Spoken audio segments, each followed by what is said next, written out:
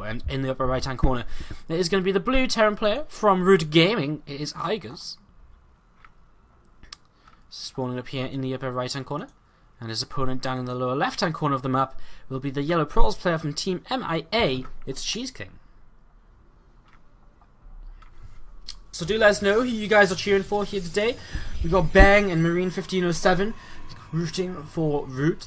So who else is around? Hello, welcome to the stream. Do let us know who you're cheering for as we get going in this TVP to get things started. Overgrowth the map.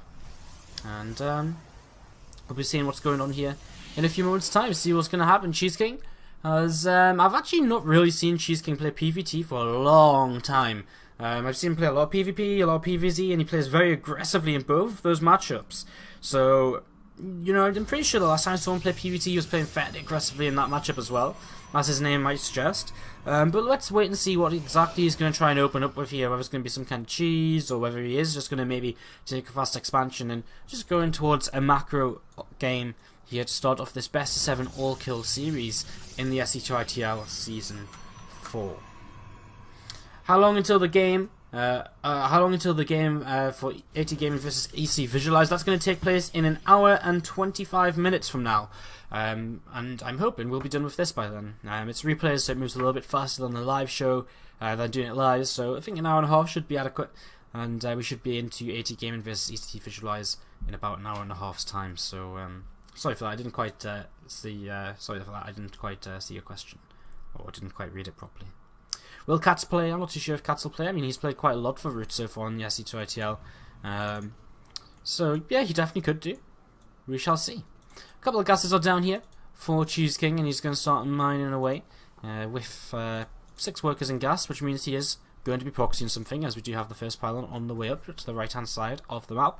iaguz is moving down through the middle of the map as well right now with this CV, and just going to be going for a little bit of a scout, try and see what's up, see what's going on.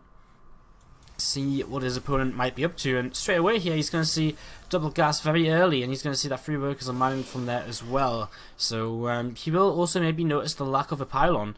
Only 1 pylon in the main base right now, so that's definitely something else he could also pick up on at this point, and already moving around looking to see if he can try and find this with this SCV. First Marine pumps out though, and actually does find this probe, and will not quite be able to chase that down, but the Marines decide it's probably best to head back home right now, as we've had a... What kind of expansion was this? A couple of Marines, so it was a 15 gas. So a 15 gas expand allows for a couple of Marines into a reactor, and then of course you can react out your Marines, out your factory on fairly quick as well. And right now though, we're just going to see a bunker coming down at the front, so he's going to modify the build a little bit, and he's actually going to pull completely out of gas because he knows investing into this bunker and some extra defenses, he doesn't want to rush out the factory quite as quickly. You know, he's built the engineering bay a lot sooner than he would usually wanted to, so he doesn't quite have enough minerals to support kind of the income of gas that he had going for him just there. So that's kind of smart, as he's about to confirm here that this is a proxy Stargate and an Oracle is going to be on the way in. Sees this right now with this SCV, and the Oracle going to be popping out here in a couple of moments time for CheeseKing. He's got a second Oracle already queued up, a second turret being made by the production here as well. As we actually have a Stalker running by here. Stalker making his way in towards the main base, as the Oracle is now coming in and should be able to help out here and takes down those 2 first SCVs here to begin with. That Stalker going to be a little bit annoying, but with 6 Marines now and a little bit of damage already on that Oracle, this Stalker is in a little bit of trouble and probably is going to go down. So Stalker goes down, and this Oracle actually leading left AFK, and iaguz is actually going to be able to pick that off. So huge move here to start things off, and that first Oracle going down, and CheeseKing, a big loss for him, especially considering his follow-up 3 gateways being added on right now in his main base. So he really wants to continue with the aggression here, but that's going to be very hard with you know, having lost one of them Oracles. It's a lot of his DPS which is now just gone, and it's not going to come back anytime soon. So he's building a Void Ray now. He is of course going to be looking to basically just bust, and this SCV coming out is actually kind of smart, because he gets over here, he sees the next unit out of that Stargate is that Void Ray, and he can basically confirm at this point you know, what is going on, what is going to be coming out of his opponent next. A few Marines trying to chase this Oracle down, and we'll just be flying around a little bit now, and we'll actually come in to engage, but was it a bit of a mistake? Well, he lost a lot of hit points, didn't really get anything done, and some more Marines once again back into that bunker. As we finally see the factory coming in, a second barracks now added on as well, and still iaguz not looking to get too aggressive, just moving out, checking his back with his natural, where there is a pylon. Well, that's how you fail. So imagine Imagine I never hit the B button. Why do I even have that hotkey? That's awful. So iaguz coming in the back of into the back of his mineral line. This was what I was trying to show you, his vision, because he didn't quite see that pylon, but he does see the stalkers warping in. And the Marines are in a fantastic position, killing one stalker, the second stalker. One stalker and a warping in zealot. Now the second stalker as well. And I mean, this entire game so far has just been a bit of a disaster for CheeseKing, as these Marines are going to move out here a little bit as well and look to see what they can maybe get up to. Not too much is the answer for now, as second barracks on the way up. Going to need that before you can get into a stim pack, and Marine's going to keep moving forwards here, and Void Ray will be turned away. Another Stalker trying to warp in, but CheeseKing just going to lose the next Stalker, probably this Oracle and the Void Ray, and well, pretty much everything right now, as the Stalker going to not quite go down just yet, maybe in a moment or two. The Void Ray coming out, and iaguz just cleaning up absolutely everything here, as you can only kind of really expect at this point that he's probably going to win this game. Mine moving forwards here as well, is not enough DPS to take that down too quickly. We'll start burrowing that, and I mean, this Void Ray can't even really compete here, so this Stalker going to warp in, but Marine's going to start firing on them, on that, and that mine's still in position there, so really limiting actually the area in which you can warp in. More Marines already in this bunker, and well, Void Ray going to start doing a little bit of damage here, but should get turned away pretty quickly, as iaguz might very well lose a single depot.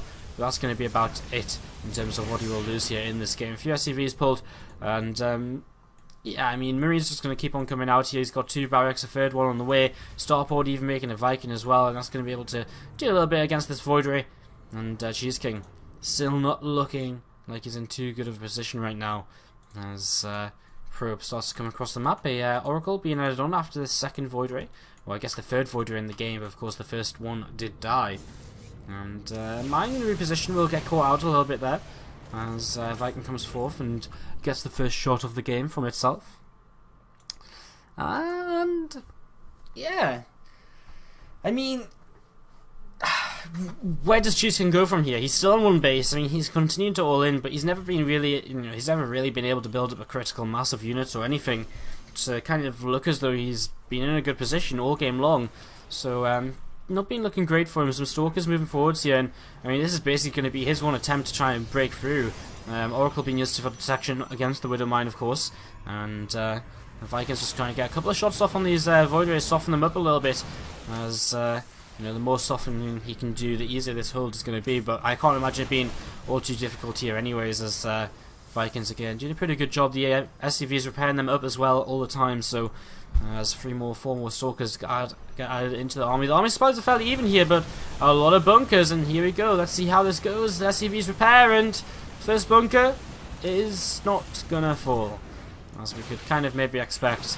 And CheeseKing loses his Void Rays, and this is probably one of the more anticlimactic games here in the SC2 ITL. GG is called, and Root Gaming go 1-0 up in this best of 7 series again.